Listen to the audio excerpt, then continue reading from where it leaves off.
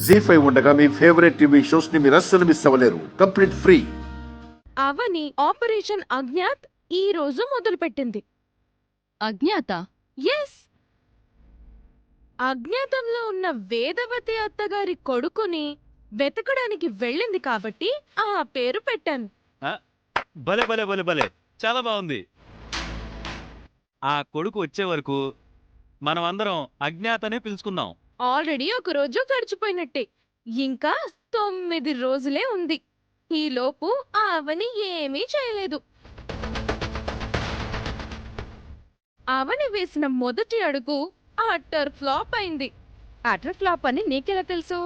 హా, అవని రుద్రవరం చేరుకోకముందే ఆ హాస్పిటల్కి నేను కాల్ చేశాను.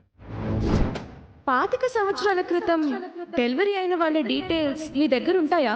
5 సంవత్సరాల క్రితం నాడి దొరకడమే కష్టమమ్మా. నువ్వు 25 ఏళ్ల కిందట మాట అడుగుతున్నావు. అయితే దొరకబోనంటారా? అవును. సో అవని అక్కడి నుంచి ఓటమితో తిరిగి వస్తుంది.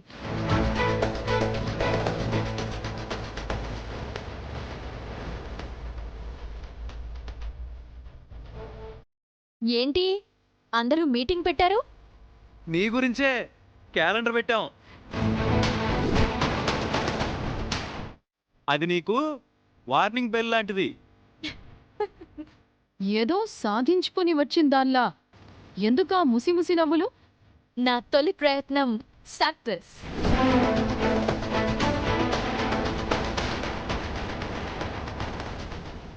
సక్సెస్ అంటే మేము నమ్మేయాలా?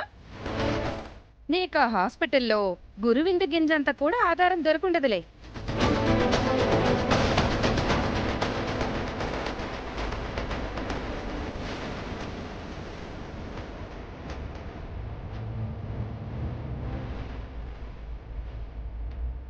ఎవరివిడా? నాకు దొరికిన అతి ముఖ్యమైన క్లూ. 25 సంవత్సరాల క్రితం ఆ హాస్పిటల్లో నర్సుగా పనిచేసింది. ఇప్పుడు పోయిందా?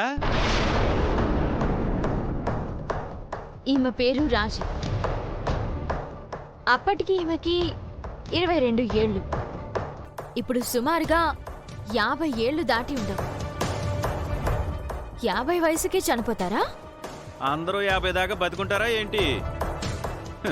ఇన్వెస్టిగేషన్ ఆఫీసర్ గారు ఇంత అమాయకంగా ఎలా మాట్లాడుతున్నారు?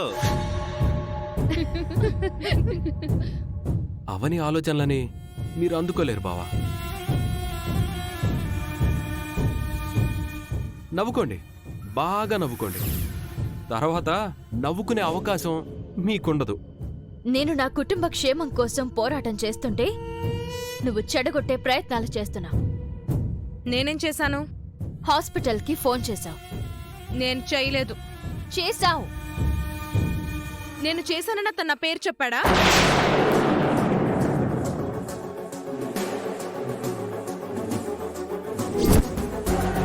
నేను తనకి నా పేరు చెప్పలేదే.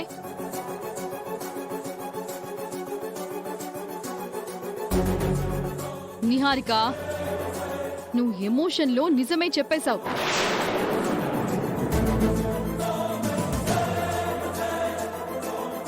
జీ5 యాప్ డౌన్లోడ్ చేసి అన్ని ఎపిసోడ్స్ పూర్తి ఉచితంగా చూడండి.